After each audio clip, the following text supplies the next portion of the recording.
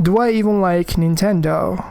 There's an item description in Elden Ring that will pave the way for this discussion.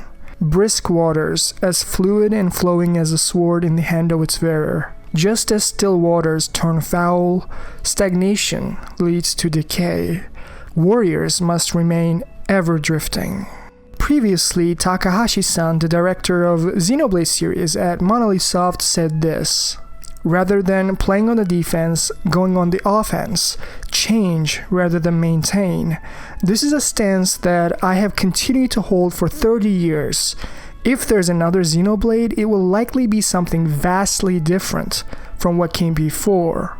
This is a theme that's been hammered home in Xenoblade 3, not being afraid of going forward, of change, refusing the eternal existence within Ionios to embrace the very uncertainty of the future.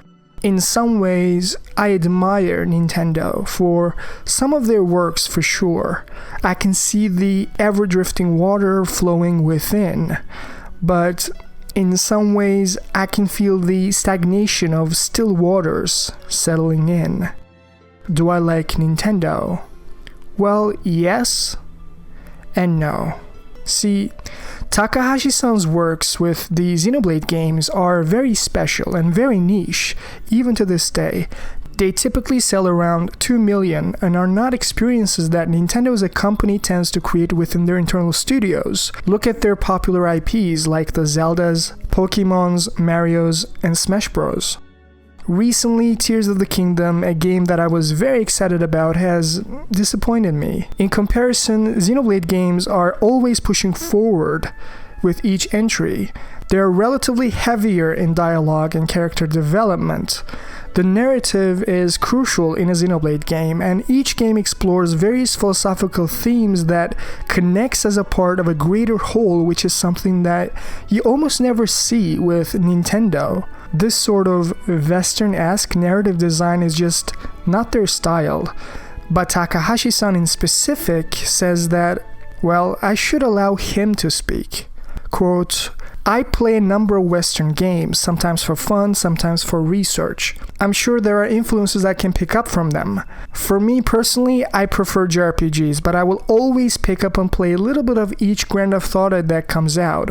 And I'm the sort of person who will probably never clear the main story, but I will usually play a little bit of the Fallout games. BioWare games are also something that I will play out of interest as well. Something that has impressed me recently was Grand Theft Auto 5. They managed to marry the gameplay and story and showcase the story in such a way that you really did feel like you were the main character in a movie. That was handled exceptionally well. World building is something that's really important to me in creating games, and it's something that on the player side takes some time. In order for you to feel like you're almost living in this world, you have to spend some time, 20 to 30 hours there. If immersion and a deep sense of detail in this world is my goal, then I need to use a design that will allow people to spend that much time in it, because that's an essential element. See, Takahashi-san talks about the missing elements in other Nintendo IPs here as well. Nowadays, games are not just providing fun gameplay, which is something Nintendo swears by, how their games are focusing on the fun element rather than the graphics. But remember, these games are also providing engaging characters, narrative, and writing. There are games out there that does both, like Witcher 3, Xenoblade, Elden Ring, Ghost of Tsushima, Last of Us Part 2 that combines not just top-tier gameplay but also an emotional connection on a narrative level, just like you do with great TV shows and movies. And in that sense, I view Nintendo in general to be stagnating, like still water, as looking at the recent releases with Princess Peach, Mario Wonder, Splatoon 3, and yes, even Tears of the Kingdom, I'm not seeing the desire to move forward on an intrinsic level. They are good games, but not great. They're games mostly playing it safe, doubling down on their previous successes. But that doesn't mean I'm not interested in Nintendo games. In fact, I've been interested in Nintendo from a very young age. To this day, even after the release of Mario Odyssey, I view Super Mario Galaxy 2 on Wii as the best 3D platformer ever made. Not just that, but Donkey Kong Country Returns is, I think, the greatest 2D platformer ever made as well. Both of those games came out on the Wii. And at this point, I don't think it's up for debate that Nintendo is literally making one of the highest quality games when it comes to 2D and 3D platformers. Furthermore, back in the day, I have played some incredible games on the Nintendo DS. Games like The World Ends With You, Castlevania Order of Ecclesia, Mario and Luigi Bowser's Inside Story, Phoenix Wright Ace Attorney, Professor Layton, Hotel Dusk Room, 9 Hours, 9 Persons, 9 Doors, Rhythm Heaven, Soma Bringer, Henry Hatsworth in the Puzzling Adventure, Ghost Trick Phantom Detective, Custom Robo Arena, Advance Wars, Might and Magic Clash of Heroes, Dragon Quest IX, Mario Kart DS, Picross 3D, Pokemon Black and White 2. Simply put, there were some unforgettable experiences on the Nintendo DS, games that didn't play safe and often innovated within their respective genres. Along with the Switch, Nintendo DS is my favorite handheld, no questions. I also enjoyed the 3DS and the Wii U era, but to be honest, the experiences I had with the Wii and the DS was so magical for me to recapture. Those games were a part of my childhood, in a sense, a part of me. And still, I can't deny the sort of story and narrative Zero Escape Virtue's Last Reward on the 3DS had given me. That sort of narrative is still, to this day, unparalleled in gaming.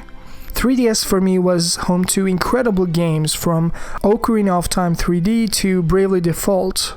But the Switch release, along with the Zelda Breath of the Wild, is when the Nintendo fire within me was rekindled.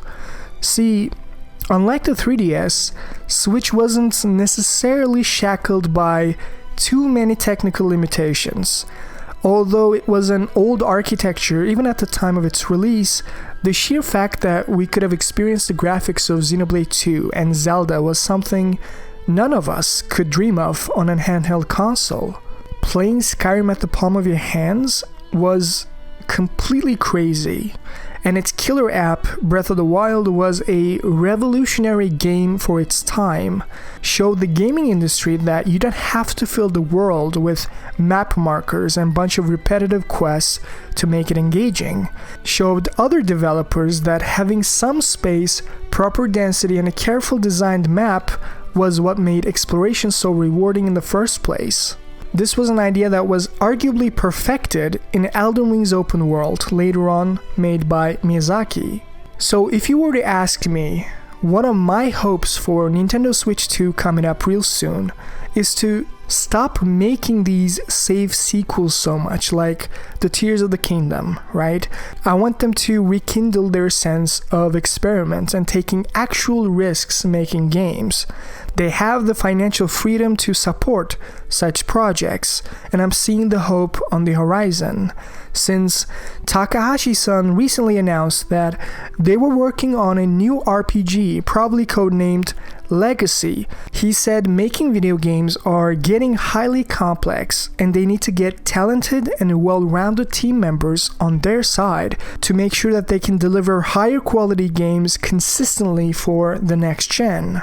Quote, "This time we're recruiting development staff for Monolith Soft's first production for the first time in a long time. I can't go into the details here, but the genre is a new RPG. This new RPG is taking on many new challenges compared to previous Monolith Soft titles. Naturally, the content to be created is becoming more sophisticated, so we need many talented people, which is why we're now recruiting. For convenience, we have narrowed down the job types to 8, but we're basically recruiting in all directions. The required skill level is also all around, from asset creation to lead. As I mentioned in the previous recruitment, Monolith Soft has been producing games with a small number of people compared to the scale of the titles we make. This was something that we were proud of, but the current situation in the gaming scene means that we can no longer do that. The days of using human wave tactics to produce a large amount of material have long since came to an end, and it became commonplace to provide an efficient production environment. In order to meet the ever-increasing demands of our customers, it is important to have a wide range of knowledge and horizontal connections that utilize that knowledge.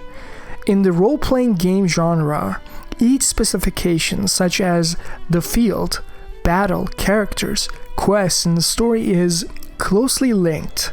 To be honest, it is difficult to create each part independently, especially in the case of open world type works, which have become commonplace these days. Of course, it's not impossible to create the game that way, but if there is no horizontal cooperation, it will be immediately obvious to the customers who play the game, and that is not our intention. We put a lot of effort into creating our games, so we want as many customers as possible to enjoy them.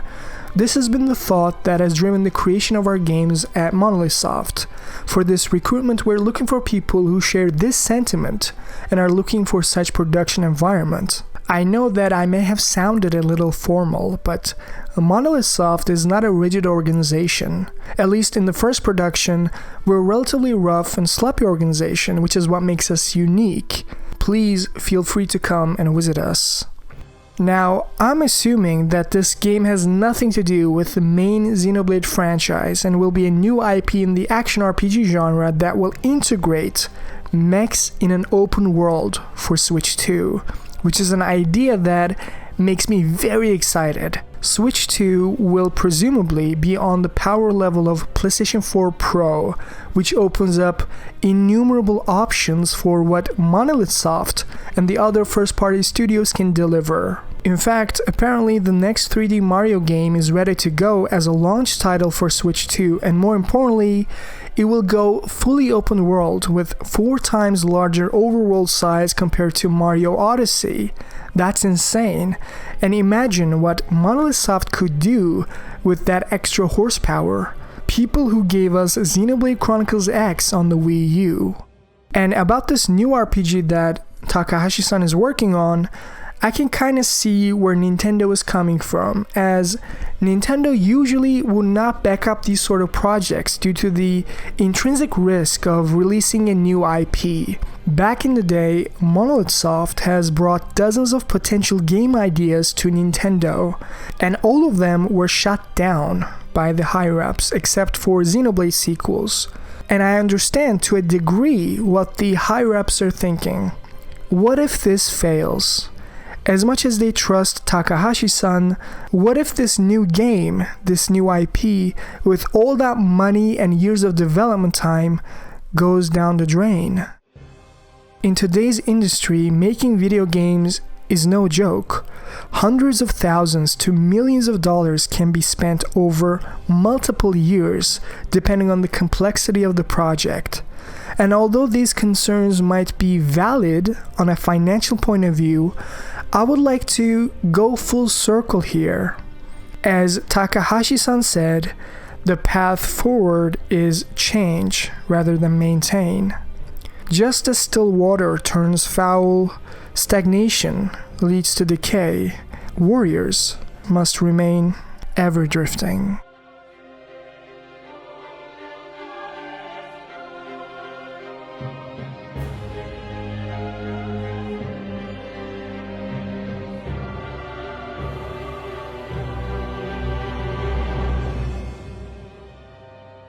If you want to see more videos like this, give it a like, subscribe, and let me know your thoughts in the comments below. Check out my Klaus lore video and No analysis, as they're one of my personal favorites. Don't forget to share this video with a friend, as I really enjoyed making it and I hope you had a good time as well.